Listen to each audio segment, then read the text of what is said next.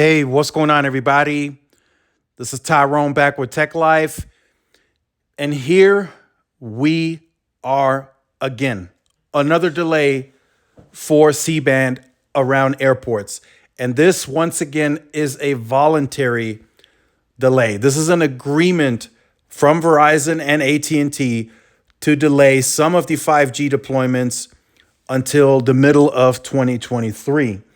Now, in this video, I didn't want to get into the specifics of the article itself because it's self-explanatory. We've seen this for a year now, roughly, right? It's really around the airports.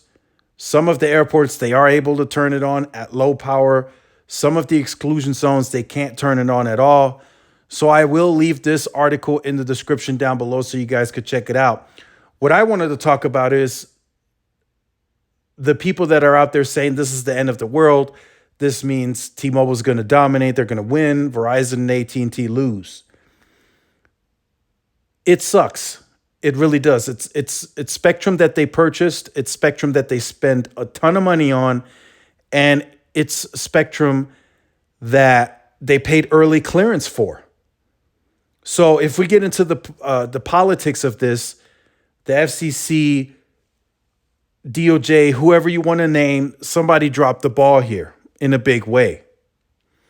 So are there concerns and fears that even with this new delay into 2023, that when we get around to that July timeframe next year, that it'll be resolved?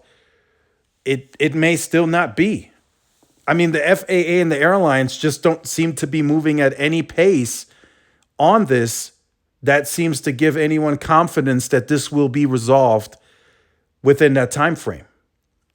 Now, the reason I say it's not too much of a big deal, because there's other ways to offset this. We're talking around the airports.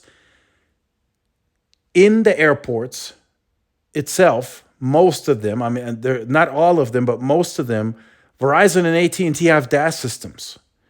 So now you have an opportunity to go onto those DAS systems, upgrade them to millimeter wave, CBRS, and offset congestion that way within the airports. And it works.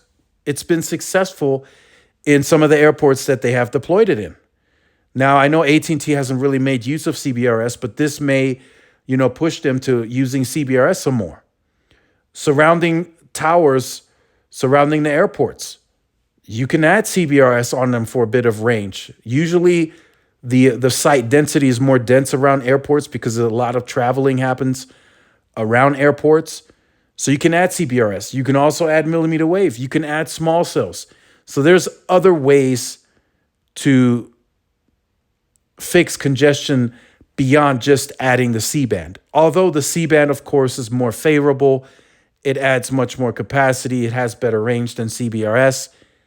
I get it. I understand. But I don't think this delay calls for the end of the world and Verizon and AT&T are going to lose. In the meantime, is T-Mobile going to try to strike some deals with some of these airlines, take them through, that rigorous testing, and they may say, hey, look, T-Mobile is faster or whatnot in some of these areas? Sure, T-Mobile is going to try to take advantage. But like I said, there's other ways to offset this. And in a lot of these airports, from what I've been told and seen, Verizon and AT&T are generally faster in many cases because they have DAS systems where T-Mobile doesn't have a DAS system inside the airport. T-Mobile generally tries to feed airports with coverage and capacity from surrounding towers. Now, of course, there are some airports where T-Mobile did deploy DAS systems, but it's not in all of them. It's not many. And Verizon and AT&T have more of them deployed. So you can kind of look at this two ways. You can say this is a disaster.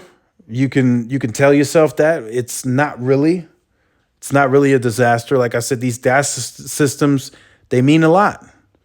And Verizon and AT&T have a lot more of them versus T-Mobile. So you can look at it that way, or you can look at it objectively and say, well, they do have CBRS, they do have millimeter wave, they do have the DAS systems, so it favors them. In many cases, I've seen it to where the LTE DAS systems that are in the airports that haven't been upgraded yet give you a better and faster experience versus a cell site that's pushing the ultra capacity N41 into the airport. It's just handling too much. There's no offloading. So you're getting a better experience on some of that LTE technology and spectrum on Verizon and AT&T. So let me know what you think about this. Sound off in the comment section down below. Like I said, I took a bit of a different approach on this video. It's not the end. There's other ways to offset. There's other ways to build out 5G, especially with the DAS systems that Verizon and AT&T have invested in over the years. So make sure you guys like, share, subscribe to the channel. Follow my social media outlets for more updates and interactions. This is Tyrone with Tech Life. See you in the next one. Peace.